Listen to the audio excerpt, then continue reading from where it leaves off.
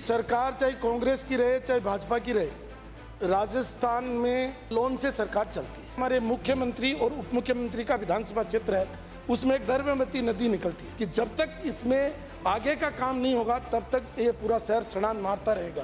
केंद्र के करों में हिस्सा हो या पेट्रोल से आने वाली रेवेन्यू हो या बिक्री करो, ये सब घट रहे हैं। तो फिर कहाँ वित्त मंत्री कह रहे हैं आप मांगते मांगते थक जाओगे, मैं देते देते नहीं थकूंगी। सार्वजनिक निर्माण विभाग, चिकित्सा विभाग, आईटी और युवा खेल विभाग, इन 3 विभागों का बजट पिछले वर्षों से कम किया है। और इन 3 विभागों के मंत्री कौन है? माननीय दिया जी, माननीय गजेंद्र सिंह जी और माननीय राज्यवर्धन जी, संयोग से एक ही समाज से आते हैं। तो सरकार की मंशा क्या है ये पता नहीं चल रहा कि इन 3 विभागों के पैसे क्यों काटे गए। नवगठित जिला है डीरमना, उसमें मिनी सचिवालय का पिछली बार भी घोषणा की गई थी, इस बार भी घोषणा की। पिछले 12 महीने में अभी तक एक लाइन भी नहीं खींची गई। अब वित्त मंत्रालय के भी 2 भाग हो गए, तो मैं रिप्लाई में मांग करूं या अप्रोप्रिएशन में, मेरे समझ में नहीं आता दोनों में से कौन देगा। माननीय सभापति महोदय, आपने आय व्यय अनुमान वर्ष 2026-27 पर अग्रतर वाद विवाद में बोलने की अनुमति दी, उसके लिए आपका बहुत बहुत धन्यवाद। माननीय अध्यक्ष जी, माननीय सभापति महोदय, अभी बजट पर आप आय व्यय पर 2026-27 पर हम सब चर्चा कर रहे हैं। सब माननीय सदस्यों ने अपने अपने विचार रखे।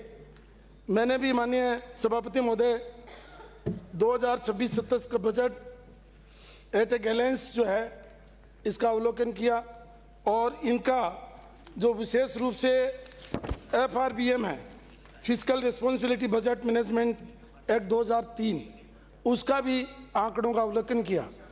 इससे ये सिद्ध होता है कि सरकार चाहे कांग्रेस की रहे चाहे भाजपा की रहे, राजस्थान में रिसीट्स का जो है वो कम है, एक्सपेंडिचर ज़्यादा है और लोन से सरकार चलती है। अब लोन की भी एक सीमा है, FRBM एक्ट में 4.25% तक आप लोन ले सकते हो। अब उस लोन को पूरा करने के बाद में अब सरकारों में नया ट्रेंड शुरू हो गया। माननीय सभापति महोदय, डेवलपमेंट करना चाहते हो तो उसमें जब आप पैसे ही नहीं ला रहे हो तो आप कहां से दे रहे हो? मैं समझता हूं कि ये बातें भी करनी पड़ेगी। और सीएजी की रिपोर्ट ये भी कह रही है कि 15,120 करोड़ रुपए तो पीडी खाते में पड़े रहे, यानी आप काम में नहीं ले सके। ये मतलब जो स्थितियां बनी आपने स्टेट की बनाई और उनका कैपिटल एक्सपेंडिचर जो है धीरे धीरे कम होता जा रहा है, जिसमें ये राज्य के लिए चिंता का विषय है। राजस्थान सरकार का स्वयं का कर का राजस्व आंकलन जो किया गया है वो 1,62,668 करोड़ रुपए का किया गया है। माननीय सभापति महोदय, सरकार के 3 खर्चे, एक सैलरी, पेंशन और इंटरेस्ट पेमेंट जो है, ये तीनों जोड़ करके 1,68,402 करोड़ रुपए होता है। यानी सरकार का जो खुद का रिसीट्स आती हैं उससे ज्यादा तो 3 हेड में खर्च हो जाता है और 2,05,000 करोड़ रुपए जो लोन का चला जाता है। तो सरकार के पास लगभग 40,000 करोड़ रुपए कैपिटल एक्सपेंडिचर के लिए बचते हैं, जो कि केंद्र से मिलने वाला टैक्स में हिस्सा है, वो उनका अनुदान और अन्य सहायता, वो भी धीरे धीरे अगर हम आंकड़ों का अवलोकन करें माननीय अध्यक्ष जी, उनमें भी इस सरकार में अनुदान में भी कमी आ रही है।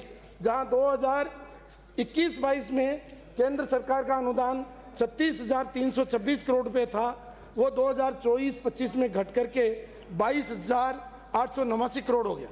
अब हमारे मित्र मुख्यमंत्री जी, उप मुख्यमंत्री जी बैठे हैं। अब ये बार बार कहते हैं साहब डबल इंजन की सरकार है। बहुत अच्छी बात है, डबल इंजन की सरकार है, जनता ने सहयोग से डबल इंजन की सरकार बनाई। लेकिन आपको अनुदान बढ़ना चाहिए था।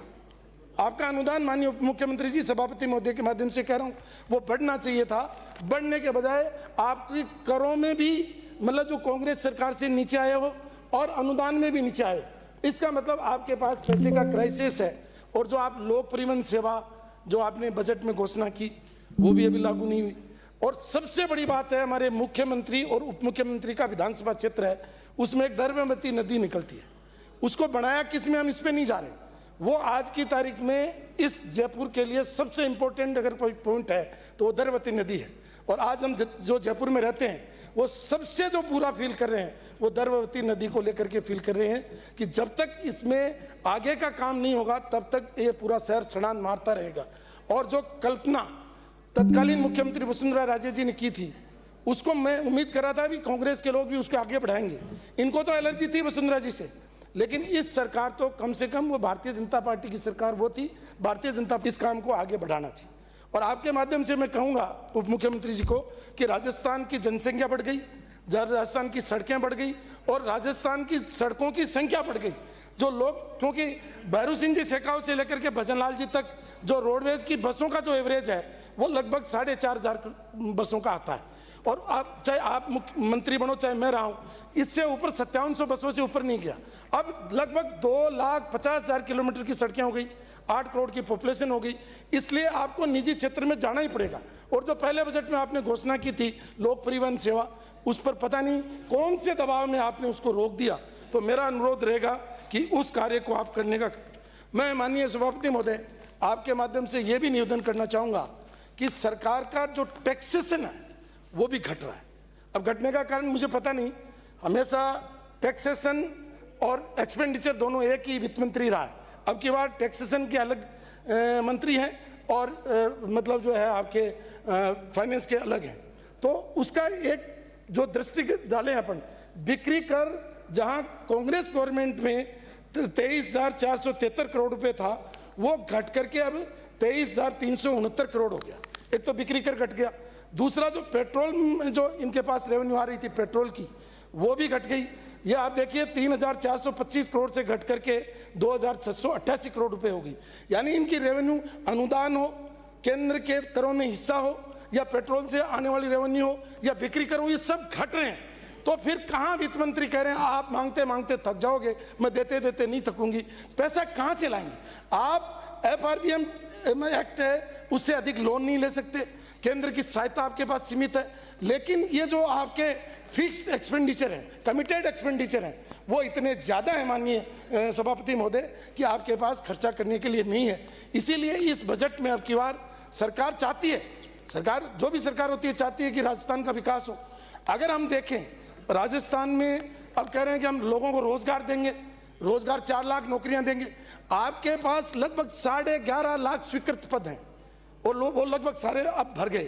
तो मैं पूछना चाहता हूं 2026-27 में जब आपके पास 11.5 लाख स्वीकृत पद हैं, तो आप 3 लाख लोगों को नौकरी और कहां से दे दोगे? और अगर नौकरी दे भी दोगे, अभी आप 54,000 लोगों को ले रहे हो, अब जमाना AI का आ गया, अब जमाना कंप्यूटर का आ गया, और आप चपरासी की भर्ती कर रहे हो, तो इससे राजस्व का खर्चा बढ़ेगा, और खर्चा बढ़ने से आपके पास आय है नहीं, और इसका असर राजस्थान के विकास पर पड़ेगा। इसलिए मेरे को सरकार को यह कहना है कि आप राजस्व आपको ज़्यादा कैसे मिले। केंद्रीय करों में अब जो नया स्ट्रक्चर आ रहा है उसमें रेवेन्यू आपकी और घट जाएगी, और रेवेन्यू जब घट जाएगी तो आप रेवेन्यू बढ़ाने के रास्ते तो ढूंढ ही नहीं रहो। अब इस रिफाइनरी की बात करते हैं, सितंबर 2013 में ये हमारे बायतू से आने वाले सदस्य बैठे वहाँ पचपदरा में, सितंबर 2013 में उसका शिलान्यास हुआ था, और 13 साल बाद में भी वो अभी तक रिफाइनरी चालू नहीं हुई, और जिसका खर्चा 30,000 करोड़ रुपए होना था वो 1 लाख करोड़ रुपए क्रॉस कर गया। और अब आप ये देखिए, पहले केन एनर्जी देख रही थी, अब वेदांता देख रहा है। वेदांता को चूंकि क्रूड कम पैसे में मिल रहा है इसलिए वो क्रूड बाहर से ले रहा है, और मतलब राजस्थान के क्रूड का उपयोग नहीं हो रहा है, इसलिए राजस्थान का टैक्स भी कम होता जा रहा है। इसलिए ये सरकार अपना टैक्स कैसे बढ़ाए, किस तरीके से आगे बढ़े, ये मैं आपके माध्यम से निवेदन करना चाहता हूँ। माननीय सभापति महोदय, मैं अभी देख रहा था आज के अखबार में ही है, ये मैं संयोग कहूँ या प्रयोग मुझे पता नहीं सरकार का क्या है, ये उप मुख्यमंत्री जी दूसरे उप मुख्यमंत्री जी को बताएंगे। सार्वजनिक निर्माण विभाग, मैं नाम विभागों का नाम बोल रहा हूँ माननीय अध्यक्ष, मतलब सार्वजनिक निर्माण विभाग, चिकित्सा विभाग, IT और युवा खेल विभाग, इन 3 विभागों का बजट पिछले वर्षों से कम किया है। और इन 3 विभागों के मंत्री कौन है? तो ये क्या या संयोग से हुआ है या सरकार ने ये प्रयोग किया है कि इन 3 विभागों के मंत्री, जिसमें माननीय दिया जी, माननीय गजेंद्र सिंह जी और माननीय राज्यवर्धन जी, जो मतलब संयोग से एक ही समाज से आते हैं, तो सरकार की मंशा क्या है ये पता नहीं चल रहा कि इन 3 विभागों के पैसे क्यों काटे गए। और इन 3 का ही जो मतलब जो 2025-26 से 26-27 में, तो ये एक संयोग है या प्रयोग। मैं इसलिए कह रहा हूं कि माइनॉरिटी का तो इन्होंने कम किया है, 450 से 335 किया, वो तो समझ में आता है, उसमें तो कोई बोलने वाला नहीं, इसलिए समझ में आता है। उसमें तो तुष्टीकरण के नाम से और कम कर दो, कोई नहीं बोलेगा। लेकिन ये 3 विभागों के आपने कम किए हैं, ये इसकी आग नीचे तक जाएगी, ये मैं आज इस सदन को आपके माध्यम से कहना चाहता हूं। तो मैं आपसे निवेदन कर रहा था कि यहां बार बार प्रयोग हो रहा है। माननीय अध्यक्ष महोदय, 9 एक्सप्रेस वे घोषित किए गए, 9 एक्सप्रेस वे घोषित किए गए, अभी तक एक भी एक्सप्रेस वे की लैंड एक्विजिशन नहीं हुई। 2 का 3 का काम शुरू हुआ है, लैंड एक्वायरी नहीं हुई, अभी अलाइनमेंट फाइनल हुआ है। तो ये सरकार क्या इतने बड़े एक्सप्रेस वे 2 साल में बना देगी? क्या इनके पास इतने फंड्स हैं? माननीय सभापति महोदय, आपने मुझे समय दिया, तो मैं आपके माध्यम से ज़्यादा लंबा नहीं बोल करके और इतना ही निवेदन करूंगा कि कुछ विषय ऐसे हैं जो मेरे क्षेत्र से जुड़े हुए हैं। एक नवगठित जिला है डीडमना, उसमें मिनी सचिवालय का पिछली बार भी घोषणा की गई थी, इस बार भी घोषणा की। पिछले 12 महीने में अभी तक एक लाइन भी नहीं खींची गई। तो मेरा आपके माध्यम से यह कहना कि बार बार घोषणा करना लेकिन नए जिलों को पैसे नहीं देना। उनमें मिनी सचिवालय है, वहाँ फल सब्जी मंडी की एक ज़मीन है, उसके लिए आवंटन है। निष्क्रांत भूमि का एक बड़ा इश्यू है कस्टोडियन लैंड्स का, उसका निपटारा है।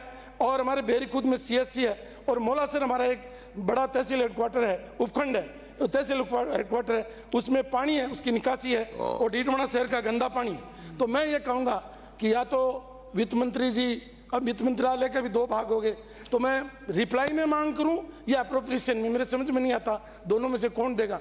तो मैं कह रहा हूं रिप्लाई वाले अगर समझ में आए तो रिप्लाई में वित्त मंत्री दे दे, अगर ये पहले वित्त मंत्री नहीं दे तो अप्रोप्रिएशन वाले मंत्री जी जो मुख्यमंत्री के पास है वो दे दे। यही मांग करते हुए मैं आपका धन्यवाद करना चाहूँगा।